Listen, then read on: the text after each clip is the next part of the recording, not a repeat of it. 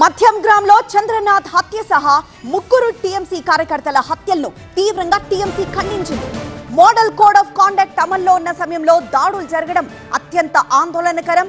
BJP అనుచరులే ఈ దాడులకు పాల్పడ్డారనే అనుమానాలు ఉన్నాయని ఆరోపిస్తున్నట్లు ప్రకటించింది.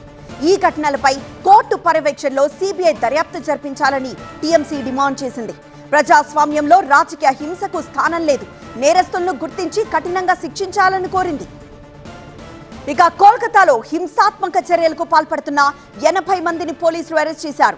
మరోవైపు ఎల్లుండి కొత్త ప్రభుత్వం కొలువుదీరేందుకు ఏర్పాట్లు ముమ్మరంగా సాగుతున్నాయి.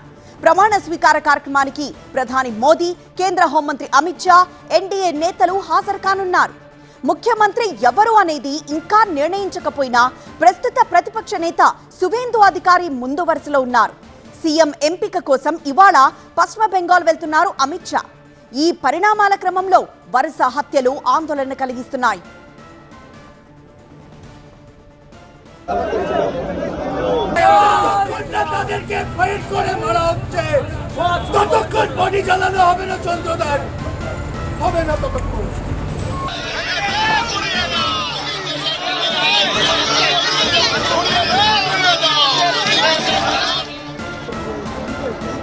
సో అర్ధరాత్రి జరిగిన ఈ ఘటనతో ఒక్కసారిగా ఉలిక్కి పడింది బెంగాల్.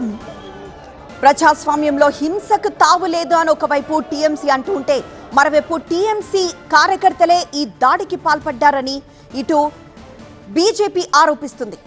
సువేందు అధికారి పిఏ దారుణంగా హత్యకు గురయ్యాడు. అది కూడా పాయింట్ బ్లాంక్ లో 4 రౌండ్ల కాల్పులు జరిపారు దుండగులు. స్పాట్లోనే చంద్రనాథ్ ప్రాణాలు కోల్పోయాడు. ఉత్తర 24 పరగణాల జిల్లా మధ్య గ్రామంలో జరిగింది ఈ ఘటన. స్కార్పియో వాహనంతో ప్రయాణిస్తున్నాడు చంద్రనాథ్. అతన్ని వెంబడించి పాయింట్ బ్లాంక్ లో కాల్పులు జరిపారు ప్రత్యర్థులు.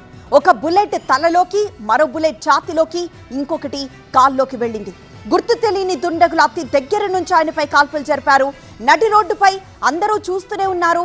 అందరూ చూస్తుండగానే ఆయన మీద కాల్పులు జరిగాయి.